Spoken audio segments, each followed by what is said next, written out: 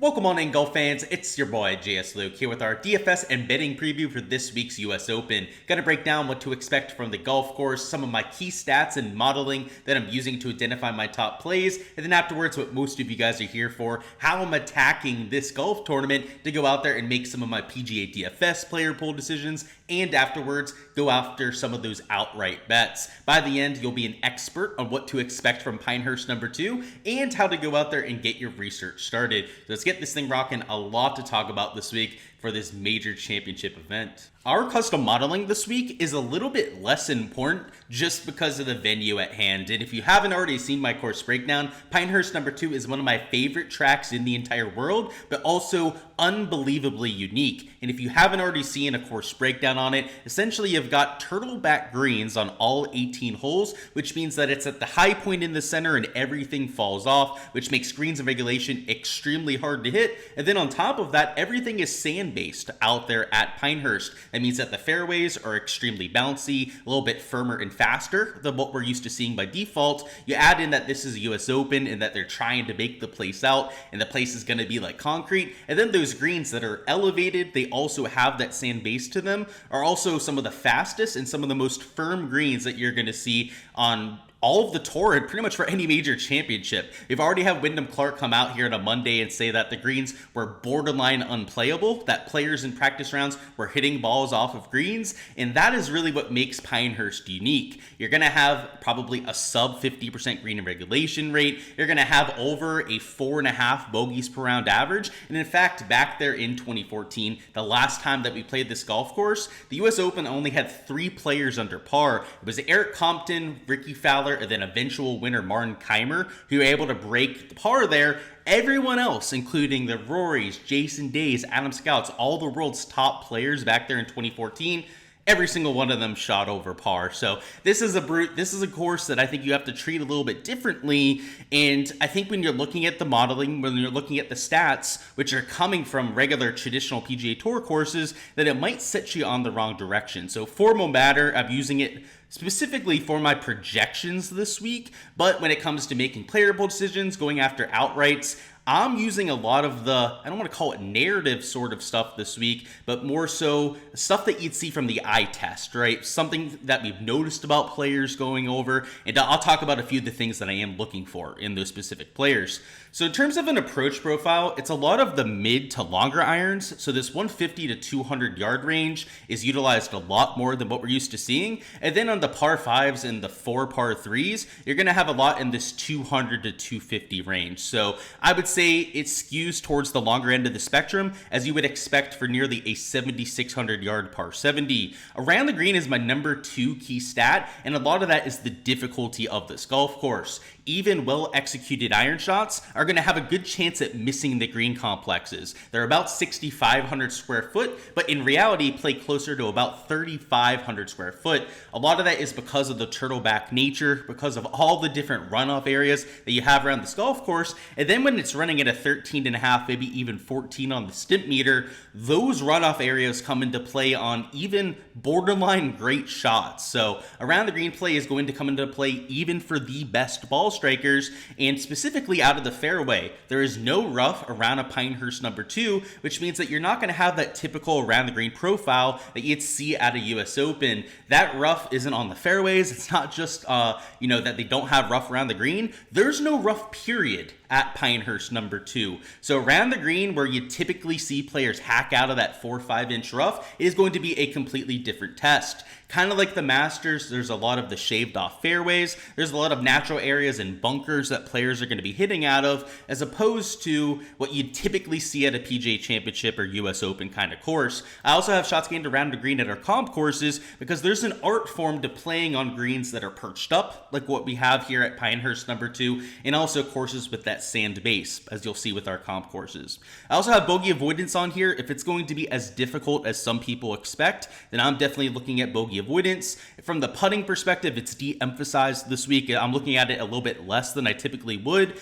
Part of that just because of how hard it is from the ball striking perspective. It's kind of like the opposite of a birdie fest, right? It's more so about just keeping yourself alive with the ball striking than anything. But if you're gonna hone in on anything with putting, it would be Bermuda grass stats, also shots gained putting on fast greens. I'm using apex height because of the firmness of the golf course out there, to hold fairways and to go out there and hold greens. Shots gained off the tee is de-emphasized quite a bit this week. It's not just that the course is firm and you're going to get a lot of rollout, but there's plenty of variance when it comes to the off the tee play. When you have the firm fairways, a lot of it comes down to luck on whether you're going to hold the short stuff. But on top of that, when you get outside of the rough, and there's no rough at this golf course, it's this natural area. There's wiregrass bushes, there are gorse bushes that you can hit into, or you might have a perfectly wide open line to the green. It's a little bit of a hard pan out there when you get off the fairway, and if you miss one of those bushes or the wiregrass plants, you're going to have a perfect lie to hit it to the green. It'd almost be like hitting out of the fairway, which means that you can spray it all you want off the tee as long as you don't get unlucky. Whereas if you're a player that's extremely accurate, hitting almost every single fairway, if somebody's spraying it and getting away with it, you're essentially going to have just a slight advantage over them. You'll be able to apply a little bit more spin to the ball out of the fairway. But outside of that, there's not going to be a huge difference between being in the center of the fairway and then just not in the plant over there in the natural area. So to me, that takes almost all the emphasis off of driving accuracy, which is a take that I'm sure not everyone is going to agree with. But with driving distance, there's always a little bit of an impact to being a longer player. Having smaller clubs into greens is always going to be an advantage. However, I don't think that this is a golf course where you have to have that. If you take a look at the last time they played the US Open here, we had a few surprise finishers up there in the top 5 that weren't the longest players that I think are evidence of not having to have an elite off the tee game. My comp courses this week are going to be especially important, especially if my modeling is a little bit less important this week. So Kiawah Island Ocean course would be my number 1 comp. It's a par 72 as opposed to the par 70 that we have here, but it's got a lot of the same kind of sandy natural areas that you have around a Pinehurst number 2, and also this perched up, real difficult green complexes. Congaree Golf Club, another course with perched up, difficult green complexes, a lot of runoff areas with fairways and deep cavernous bunkers like you get around Pinehurst. Similar part of the country, just about 2 hours down the road in South Carolina. So I think it has that going for it as well. A lot of the pine straw, a lot of the same kind of scenery when it comes to both golf courses. You also have Augusta National with how difficult these greens are. I think a lot of that is kind of like Augusta, what we have with the Masters. And then also Memorial Park Golf Club with the Houston Open. This golf course is one with those real difficult, real undulated green complexes.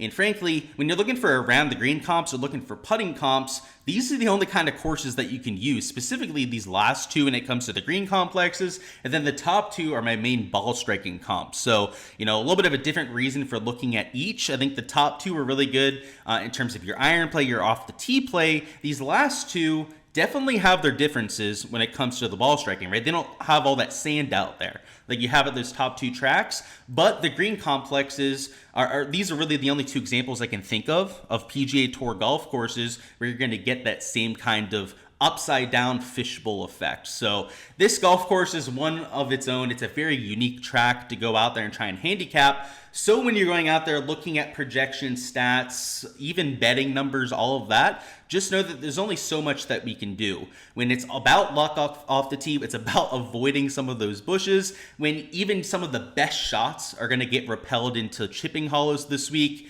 I think that there's a lot of variance that's going to come into play. And when we have that kind of variance, it keeps me away from a lot of the obvious options. I think that a lot of people are going to flock to Scotty after the win. Rory's got the hot hand with a decent stretch of form. They've got Xander looking to go back-to-back in majors. Jon Rahm will be completely overlooked. I think Bryson will get some steam because of his major championship performance, also what he's done over there on LIV. Which makes me think that it's a week for the game theory. This is a week where I think even Scotty Scheffler could get unlucky off the tee, could have a few bad bounces on these greens and really get in his own head. Rory McIlroy finished middle of the pack back there in 2014. I think that's pretty realistic, given that he's maybe not the best player for these kind of conditions.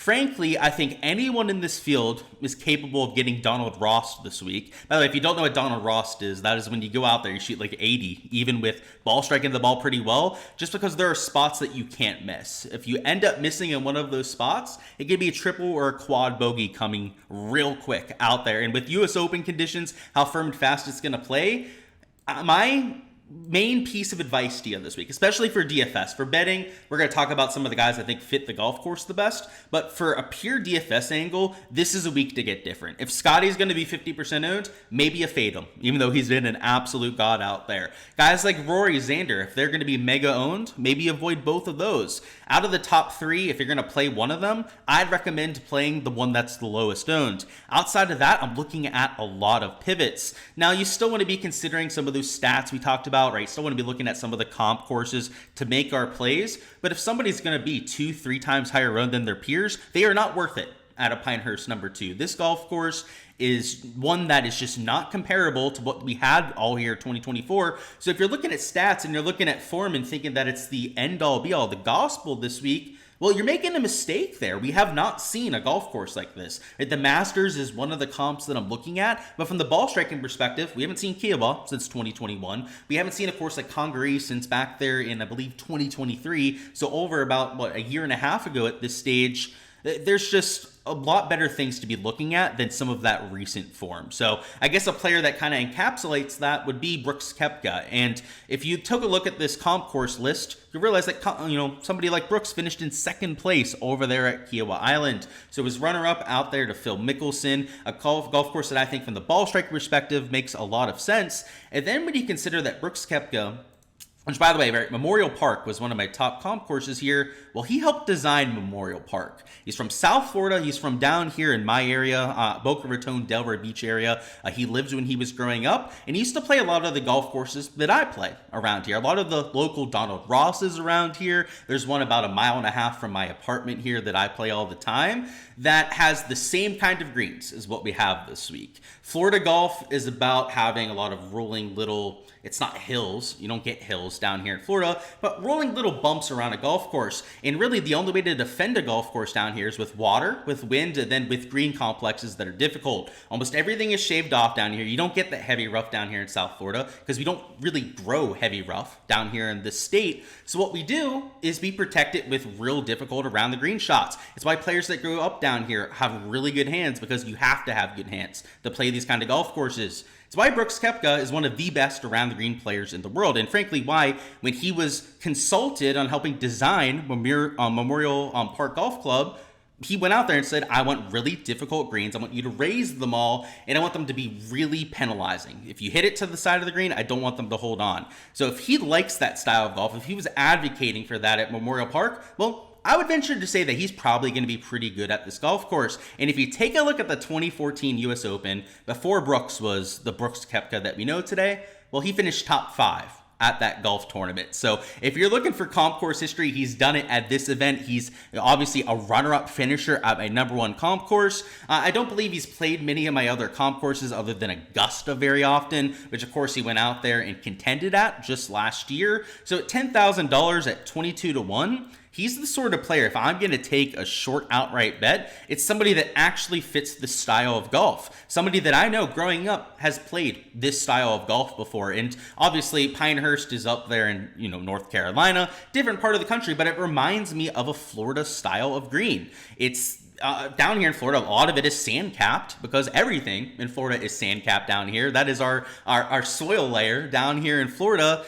Brooks Koepka is used to that. He's not going to have to adjust for the turf interaction. This is something that he's been doing since he grew up. At $10,000, all the talk is going to be on this top end of the board. I'd even include Bryson in that. He's going to be the talk of the town over somebody like Brooks. Brooks has more majors than all of these guys, and I think we'll finish with more majors than all of them except for Scotty Scheffler. So at 10 grand, if you're going to go off of Scotty up top, Brooks Koepka to me is the alpha. I obviously took him for the last major. It didn't work out so well, but I'll go right back to the well. He's been playing well on Live Golf, and when we've had the shots gained metrics for somebody like Brooks, he's been unbelievable. He's gaining in all 4 stat categories. In fact, his number 1 stat category is that around the green play. So once again, kind of leaning into that narrative that I'm looking for, or I want them to be stout tee to green. Putting I don't care about as much. He's been a pretty solid putter in majors, which is great to know. I mean, if you're going to win, you're going to have to gain at least a few strokes putting out there over the 4 days, and he is certainly capable of that. So at $10,000, I do think that he'll be a little bit slept on. Now, don't expect like sub 10% ownership,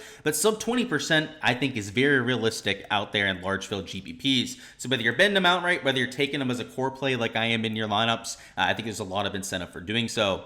Next up, we've got JT at $8,900. And a lot of what we said about Brooks Koepka can be copy and pasted and said about Justin Thomas's game. His last major championship was at the Southern Hills PGA Championship, where they had some rough around the green. There were some holes that had that deep 4 or 5 inch rough, but a lot of the around the green shots around Southern Hills, really what made it, I think a lot of people really liked Southern Hills as a major championship course, is it had variety around the green. You had some of the shots off that shaved off fairway area that really helped separate the field when it came to your misses. The guy that week that was by far the best off those fairway chips was Justin Thomas. And while at Pinehurst, I think some players are going to hit 3 woods from around the green, right? Just try and get it rolling with some topspin. I think a hybrid might be out. I think you're going to see a lot of bump and runs from players. JT, whether he decides to chip, putt, any of that, whether it's the 3 wood, the hybrid option, we've seen him do all of that on the PGA Tour. He is maybe the most creative player that we have in terms of that around the green play.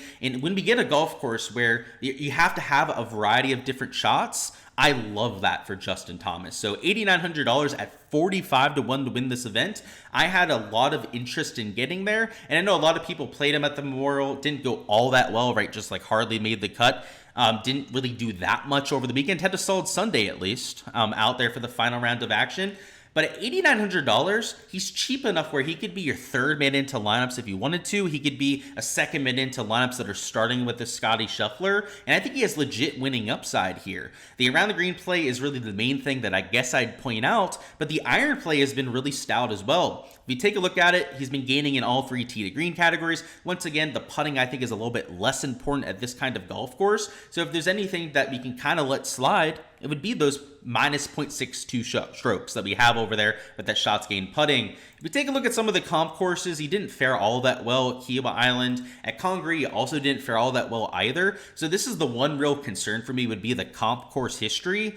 But you're not always going to find a perfect play. Like Brooks, he kind of checked every box that we were looking for. So maybe he's the exception to that rule, but JT's 45 to 1, right? We're not asking for that same sort of price. I do think that he'll also be relatively low owned. Now, he'll probably still be 15, maybe 20% owned like a Brooks Koepka, but I don't expect him to be that 25% like you're going to get on some of the chalky players up here towards the top end of the board. Speaking around the green play, if we're looking for a guy with the magic hands out there, well, Cameron Smith has to be on your radar as well. I mean, we got JT, who a lot of people would say would be the best around the green player on tour. If Patrick Reed was in the field, I'd probably be considering playing him too. But Cam Smith, who really the only concern for me is the last round that he played over there on the Live Tour, would be a perfect fit for this golf course. Now, I would be remiss not to mention what he did just yesterday. On Sunday, down at his last Live event, he shot an 80 out there on Sunday.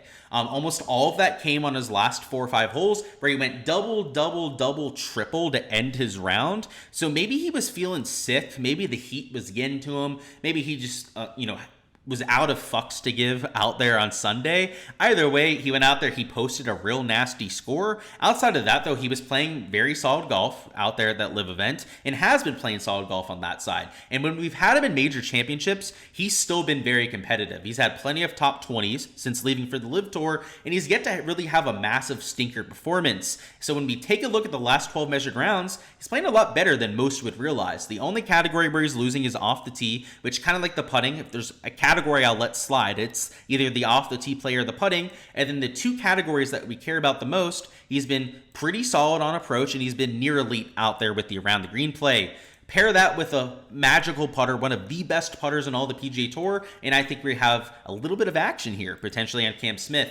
And what I really like about Cam I think the shot at the road hole at St. Andrews proves what we need to know about him at a Pinehurst kind of golf course. You guys remember, he took that putt right up next to the bunker. He used the contours and got it up close there to make a par on that hole to essentially ice the Open Championship. Well, the shots around the green at Pinehurst are that exact shot. And if he could pull that off with a Open Championship on the line on maybe the scariest green in all of professional golf, that road hole, he can get it done at Pinehurst. He's been playing decent enough. Again, you throw that 85 out of there that he threw out the last round on Live, and he's coming in with some of the better form out there on that tour. So at $8,700 at 45 to 1 to win this event as well, but I think it'll be even lower ownership than somebody like Justin Thomas. Give me him all day. He's number 7 in the field when it comes to his recent form, and that is just with his PGA Tour or Major Championship tracked stats, gaining about 2 strokes per round to the field.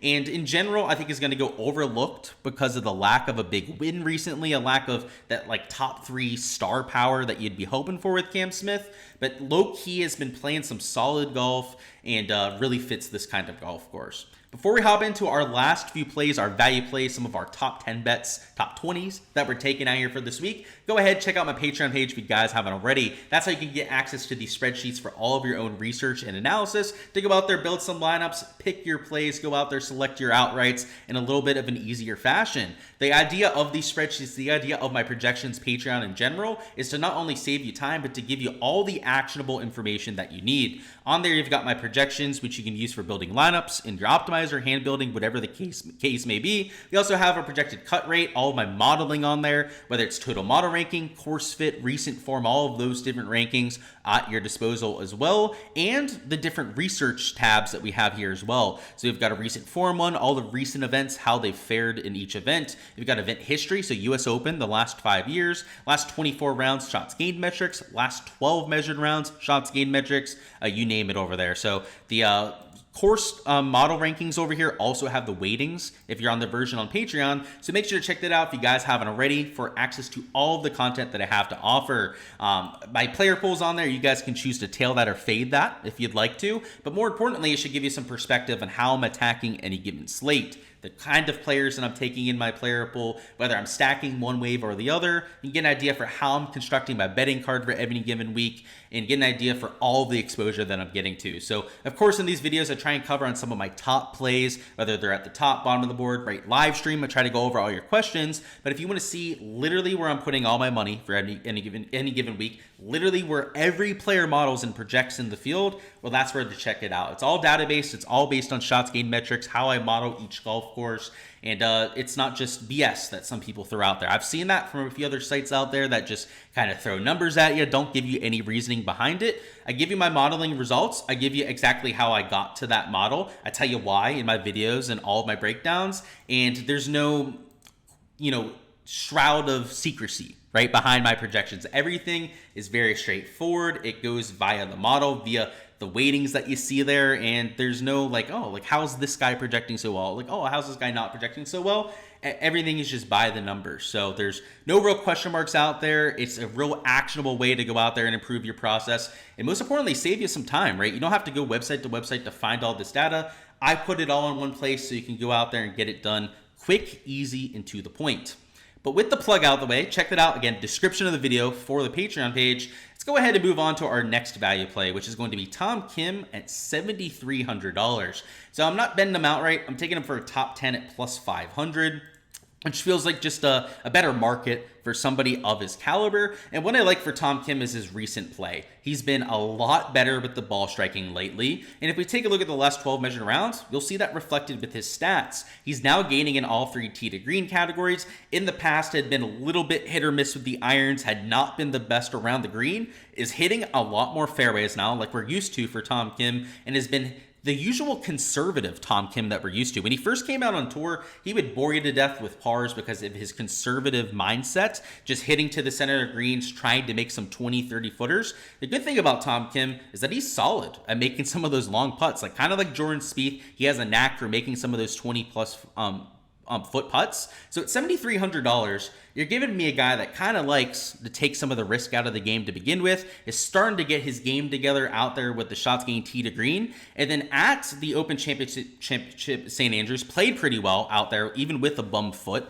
Played pretty well at the last Open Championship, got into contention as well, and in general, plays well at these kind of comp courses. Now, he didn't get to play at the PGA Championship, but some of the other comps that we have on here has shown something out there from the around the green perspective. So now that the ball striking, specifically the off the tee and approach play, are starting to come around for Tom Kim, I will be a buyer on him at these sort of golf tournaments, right? Major championship sort of field, a signature event. If he was out of form, I'd probably only take a shot on him if it was a weaker field event. But now that he's actually showing us the old Tom Kim, I'll take him at reasonable to low ownership. The reason why I don't think he's going to be mega chalky this week is there are a few guys around him that look like they're going to get slightly more attention. Plus, the form isn't that well known, right? He hasn't had all those top end finishes yet, right? He's had a few over the last 3-4 starts, but he's yet to really go on that tear where he's having those top 5 wins that we're used to seeing from Tom Kim, or at least he's shown us in the small sample size so far. So at $7,300, I like the way that he's trending, and for a top 10 at plus 500 was somebody that I thought was worth mixing in. In terms of his event history, so just US Opens in general, it hasn't been the best for Tom Kim. It hasn't been the worst, though. Last year, LACC, which is, I think, a better comparison compared to other US Opens, he did finish T8. The reason why I say it's a better comparison is they didn't have all that deep rough at LACC. So if you're going to try and find a US Open to compare to, the other ones don't make sense. When it's that like 5-6 inch rough, Tom Kim's not the kind of burly, high ball speed player to get out of that kind of rough. The kind of courses that he can excel at are ones without a bunch of rough that aren't all about having that brute strength, and Tom Kim's going to have that at this sort of golf course. Our next value play is going to be Siwoo Kim at $6,800, so a little bit cheaper, down there in the 6K range to help you spend up for an extra stud or two. And I took him for a top 10 at plus 750. So plus 750 on a guy that earlier this year was in some of the best form on the PGA Tour is something that I can't pass up. He's got that elite around the green play, specifically off of fairway grass, and you saw that at the Players Championship. Players Championship, a lot of those tight lies, Pete Dye design. If you can win a Players Championship, you're going to have a pretty good chance to have success at a US Open type of venue without all that rough. If we take a look at the event history, kind of like a Tom Kim, he hasn't had the best event history, partially just because of the rough. You can see here last year at LACC did at least make the cut, but before that, 3 missed cuts in a T40 at US Opens. I think a lot of that is because of the off the tee play. He's not the longest player, kind of like what we have with Tom Kim. I don't really trust him to get out of that deep 4 or 5 inch rough. What I do trust Siwoo Kim to do, though,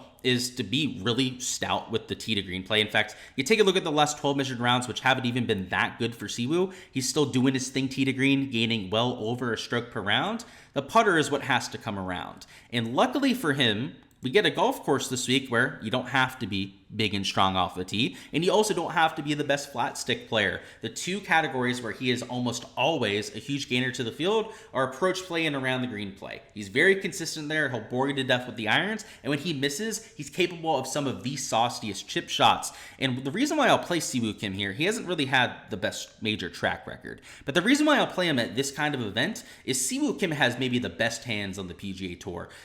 He doesn't get enough recognition like the Jordan Spieths, the Justin Thomases, even Patrick Reeds of the world that'll get plenty of love when it comes to the around the green play. Siwoo Kim hits some of the nastiest spinners. I mean, out of bunkers, there's no one on tour that I'd rather have for trying to hit that spinner, trying to get it to stop right next to the hole. Around the green shots off of the fairway, this guy hits some nasty spinners too. I mean, it's kind of like Cam Smith, right? Like he hits those same kind of shots.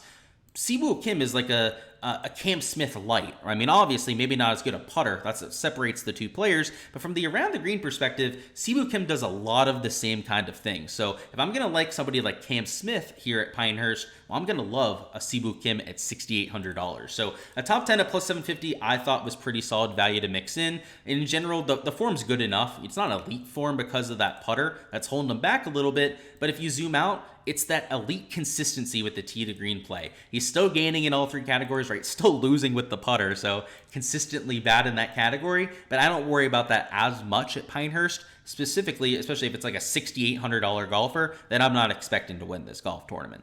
And now finally, our last play for this video is going to be Aaron Rai at $6,400. So I took him for a top 20 as opposed to the top 10 at just plus 400, but this is the kind of ball striking test that Aaron Rai could really succeed at. His one international win was at a Scottish Open, which has a lot of the same kind of turf conditions as what you're going to get with the sand-based Pinehurst Resort. And then on top of that, a lot of the same kind of greens, right? Link-style greens tend to run off in each direction. You tend to have a lot of those fairway shots around the green at a link-style golf course, and have plenty of bunkers as well. So the Kiawah Island Ocean course is a bit of a link-style setup. Now, it's an American links, not true England-style UK links like we get over there for the Open Championships.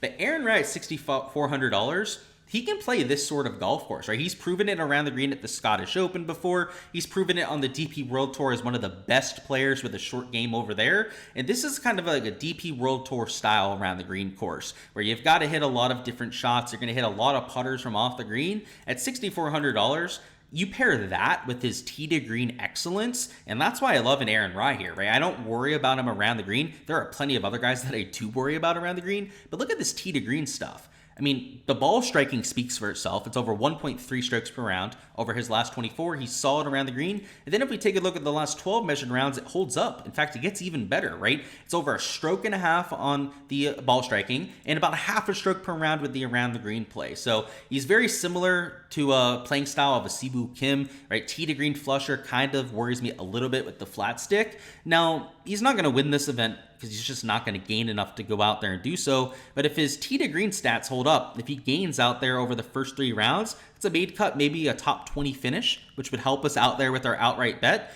But also, if we're playing him in DFS, if he can get a top 15, maybe a top 10 finish at $6,400, I mean, a top 10 might be asking a little much, but a top 15 at $6,400 might be enough to go out there and get him into the optimal lineup. So you're going to have to save some salary if you're playing Scotty. If you're doing a double spend up like I will be in a few lineups, you're going to have to find the salary to do so. And somebody like Aaron Rai that fits this style of golf is, I think, worth a few looks this week. So what you'll see through the picks that we went through, right? Again, we talked through picks, plays. That's not really the main thing to take from this video. You can tail whatever you'd like. You can fade whatever you'd like out there. That's your own prerogative. I would implore you to make sure that you follow your own decision-making process out there. But I more so want to give you the types of things that I was looking for, right? I want guys that have shown me that they can take on this kind of around the green test. I want players that are, tee to green. That's the main thing I was looking for, right? In most of those players, if they were a bad putter, that's something that I'll overlook at this kind of golf course. So just try and find your narrative this week. Try and find your key stats that you're honing in on and, play those. And then play the game theory game, right? The other thing that we talked about is I think you're going to see a lot of variance. I think you're going to see some big names up here. And they're the $9,000 plus range that missed the cut out here at this sort of golf course. It's just a very random event. Part of that is the off-the-tee randomness with the gorse bushes, the different wiregrass plants that you can get into, but also the fact that it's just hard. This around the green play is one of, if not the hardest test that we have in all professional golf. So just embrace that and know that there's going to be some carnage out there. So that's what I'll say for my exposure. Of course, we'll circle back with some of the ownership out there on Wednesday when we have a better idea of where the field's going to be at and where we can talk about some of the game theory decisions just a little bit better. Alrighty, guys, that is all I've got for this week's DFS and betting preview. Before you hopping out of here, go ahead and smash that like button for me and also comment down below who you've got winning this golf tournament. If you guys can give me somebody that is at least 30-1 to win this golf tournament, if they go out there, take home the trophy this weekend, you will win a free month of my Patreon page. So just make sure to check the betting odds, make sure they're actually 30-1 to more to win. And to be eligible, they have to be 30-1 or more on one of the major books. So if you go to Odds Checker or something like that, and Draftkings, FanDuel, Bet365, you get it, right? One of those main books has them at 30 or plus to 1 to win, then you can take them for this contest. So go ahead, give me your best guess down there in the comments. And just for the sake of, me giving a pick out here, I'll go with JT, right? My guy at 45-1 that I bet for an outright. But go ahead, give me your guess down there in the comments. And if you get that winner, like I said, you win a free month of my Patreon page. On there, of course, is where you can get access to the spreadsheets throughout my content, where you can go out there, see my entire player pool, my projections for every player, my modeling out there for all 156 players this week. To go out there, get your research done, pick your own player pool, go out there, make your own bets, and save a little bit of time in the process. So it helps support the channel, helps support the content that I'm posting out here on YouTube, and it gives you all the information for yourself. So check it out. Make sure you enter the contest to earn that. And if you just want to get that information right now, right, not have to win a contest to get access to it, just go out there, pay for it, right? Check it out in the contest and the description of this video. So that's all I've got for this week, guys. Best of luck with all of your exposure. Smash the like button if you haven't already. Give me that comment down below, and make sure you subscribe so you don't miss any of the content to come.